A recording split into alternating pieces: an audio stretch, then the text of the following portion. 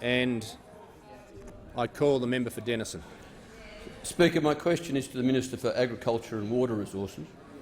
Minister, the live animal export industry is systemically cruel, not in Australia's economic self-interest, and lacks popular support. But here we are again with yet another expose on television of serious animal abuse, this time involving more sheep in the Middle East. Minister, why won't you shut this vile trade down? And if you won't, will you change the sign on your door to read Minister for Animal Cruelty? The minister has the call. Well, thank you, Mr Speaker, and I thank the honourable member for his question. The live animal trade Australia is a leader in the SCAS system.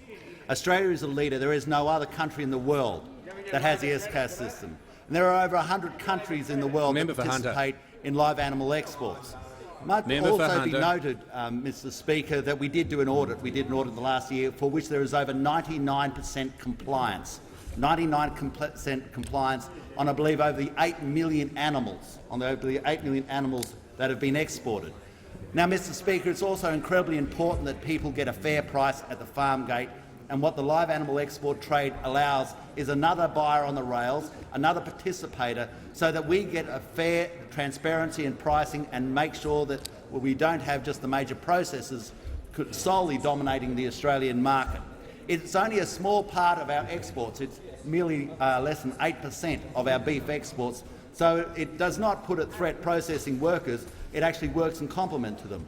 I might also say, Mr Speaker, that even today I've had people from the Indigenous community, or some of them I call the Aboriginal community, in my office saying how vitally important this industry is to them, how vitally important the live export trade is to them, because it brings real social dignity back into their communities in a form that allows them to be part of the economy in their areas in which they choose to live. As far as the monitoring of the process, we are always in the process of monitoring. If people are not abiding by the rules, then we always reserve the right to cancel their licences.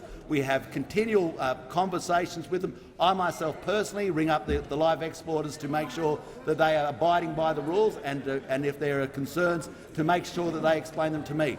But I will say, Mr Speaker, that we do not intend to cease the live animal export. We do not intend once more to go down that disastrous road that broke relationships with our nearest neighbours, which absolutely confounded people who rely on us to be part of their food equation, supply protein to the streets of Jakarta, to Bogor, to Jogjakarta, to make sure that those people in the Middle East feel that they have a connection to our capacity to deliver food to their tables for their families. We are never going to be that conceited as the honourable member is so desirous of.